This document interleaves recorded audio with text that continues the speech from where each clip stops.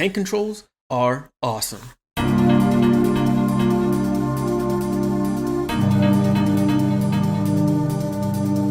A good game with tank controls can be absolutely life-changing.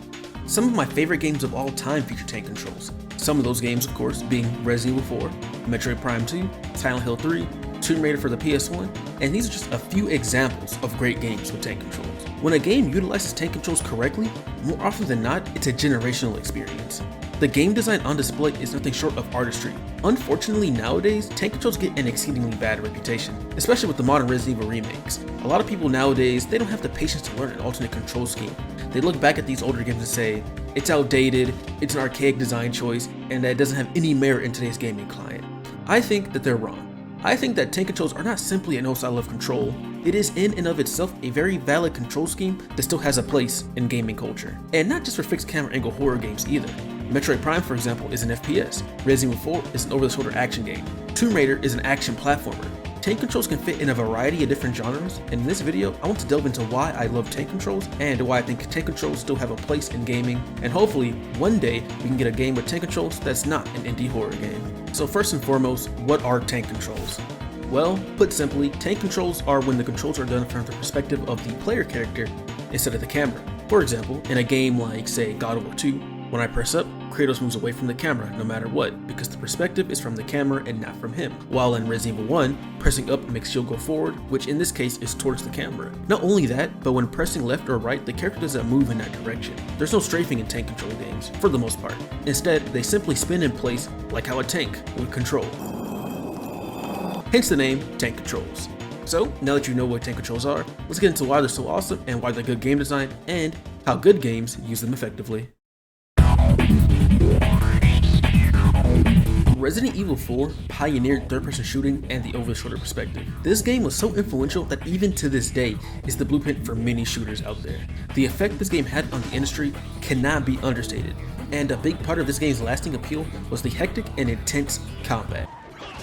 This game, like most of the other older Resident Evil titles, employed tank controls. However, instead of being in a slower paced survival horror game, this game opts instead for a bombastic action horror approach, and the tank controls facilitate the experience in a few key ways. When it comes to any action game, one of the most important pieces of design is that the enemies have to be made with the player's moveset in mind. Resident Evil 4 not only is a game with tank controls, but you're also not able to move and shoot at the same time, so the enemies were designed with these limitations in mind. The combat in this game is incredibly strategic, asking the player to be very aware of their positioning, as outside the 180-degree turn, there is no easy way to escape your enemies. You can't sidestep, turning isn't all that easy, and once again, you cannot move while shooting. However, don't let this fool you into believing that Leon's controls are clunky. No. Quite the contrary actually. Once you understand how he moves as well as how the enemies behave, you'll come to find out the controls in this game are extremely responsive. Leon stops and goes on the dime, and the enemies have clear and readable behaviors and attack patterns. So, once you get really good, you can actually start baiting enemies to attack, sort of like a whiff punish for any of my fighting game players out there. The limitations of tank controls allow for a truly unique combat experience, and the genius that is Shinji Mikami truly understood the assignment. The tank controls also affect how the levels are designed as well. Resident Evil 4 has very tight level design, with lots of narrow hallways and walkways. As said before, positioning in this game is even more important than ever, and with the areas being this constricted, mastery of the controls is paramount for your survival. Since there is no movement inertia in this game like how it is in some of the more newer Resident Evil games, you are 100% always in control of how Leon moves about the levels. Dodging enemies, finding advantage points, that is entirely up to you and your skill set as a player. The experience that Resident Evil 4 provides simply would not be possible without the tank controls. We can even see this as the series went on. Resident Evil 5 and onwards ditched the tank controls for more freedom of movement, and as you can see, the pace and combat design had to be changed to accommodate this newfound freedom of movement. Though I will say, in Resident Evil 5's case, it's still close enough to 4 to be somewhat comparable. To this day, I don't think any third-person shooter has ever even come close to capturing the magic of 4's combat. Not even the remake, which controls so differently from the original game, is basically an entirely new combat system. So now you've seen how tank controls work in an over-the-shoulder perspective, and most already know about fixed camera angle games.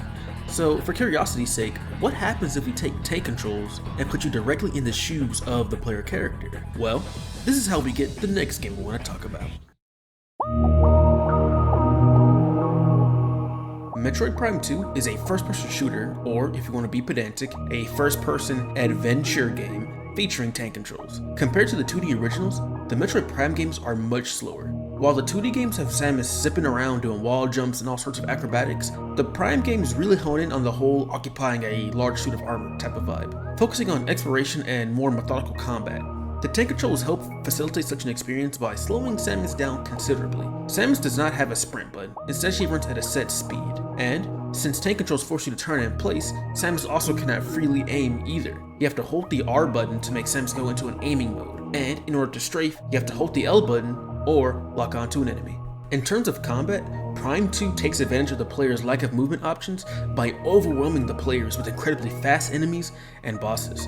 Prime 2 is all about feelings of intense adversity and challenge.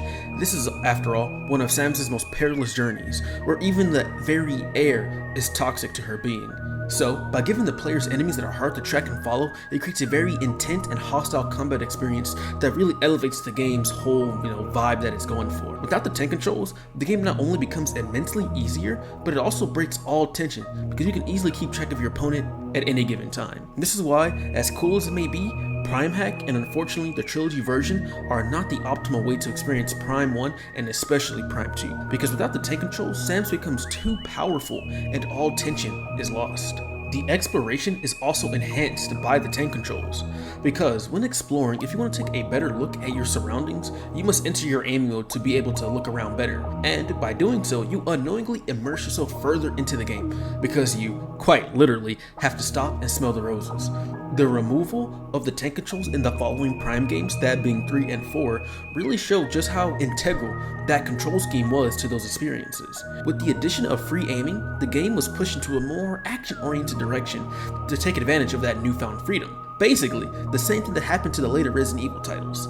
Tank controls provide their own specific type of experience, and more modern control schemes simply cannot do what tank controls can. And that's not a bad thing either. Every control scheme has its pros and cons. And this is sort of the crux of the video. I think that all control schemes are valid and important to gaming. Gaming experiences are so vast and unique that there are so many different ways and types of control schemes. However, I do not like the stigma against tank controls as if they are uniquely there due to technical issues, right? That is simply not true. While yes, tank controls did do well on systems like the PS1 and the GameCube due to twin stick not being really possible or a standard just yet, but that doesn't mean that once twin stick became the standard that there was no reason for tank controls. That's honestly pretty ridiculous to me. This control scheme, in my opinion, is extremely underrated, and I think that there is still potential with this control scheme, especially as technology advances with all the additions that modern controllers have. Who knows the types of games that can still be made with tank controls. Also, if you're enjoying the video, don't forget to like, comment, and you know the rest. We're almost at 1,000 subscribers, so I'd really appreciate the support.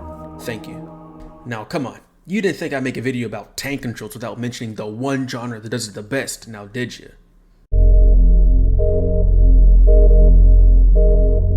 Dino Crisis is a fixed camera angle survival horror game. I'm sure you know why tank controls are so integral to this type of game, but I'll explain it anyway. When working with fixed camera angles, the constant shifting of the angles could be disorienting to not only the player, but to the controls as well. We see this with the modern controls of the Resident Evil remake that was on PC and PS4 and other modern consoles. The controls shift between every camera angle, and that could prove quite harmful when trying to kite enemies or fight bosses. This is why, generally speaking, most fixed camera angle horror games have tank controls, because no matter the angle, the controls will remain consistent, and if controls are consistent, then it's a lot easier to plan your routes and things of that nature. Another facet of having tank controls is the universal lack of the freedom of movement. Hopefully you've noticed that, as said before, in the last sentence, well, whatever, I'm keeping this in the script anyway. Hopefully you notice that, a universal present in all these tank control games is that it is very much built around the lack of your movement options, and Dino Crisis is no different. Dino Crisis was designed to be much harder than Resident Evil, and the way they did that was by not only making the item management a lot more, stringent, but more importantly, they make the main enemies of this game very fast and very agile dinosaurs. The dinosaurs in this game are extremely fast and extremely aggressive, and having the tank control enhances the horror because avoiding them is really not that easy. But like with the other games mentioned, the enemies were so expertly designed with these controls in mind that as you play the game and as you get better and more comfortable with the controls, you can dodge very effectively in this game, effectively making the tank controls a non-issue. Hopefully, over the course of this video, you can at least see where I'm coming from when I say that tank controls are awesome. So many great gaming experiences have been made with this control scheme, and I barely even scratched the surface of this topic. Tomb Raider's grid-based platforming works perfectly with the tank controls. Lots of modern indie horror games like Tormented Souls and Signalis feature tank controls. Action games like God Hand, I think, use tank controls quite well also. The control scheme has so many applications, and if done well, can truly help a game stand out and be generational. I genuinely believe that in the broader gaming sphere, tank controls get an unnecessarily bad reputation, and this video is mainly just, my way of defending one of my favorite control schemes. And who knows, maybe this video will reach a larger audience, and hopefully that audience will give a tank control game another chance. I would really hope something like that would happen. But hey, who knows? All I can say for sure is that I will continue playing these games and enjoying them as much as I can. But if you guys want some recommendations of games with tank controls, then go ahead and look at the pinned comment below. But for now, I believe it's time to wrap this video up. So thank you guys for watching, and I will see you in the next one. Take care.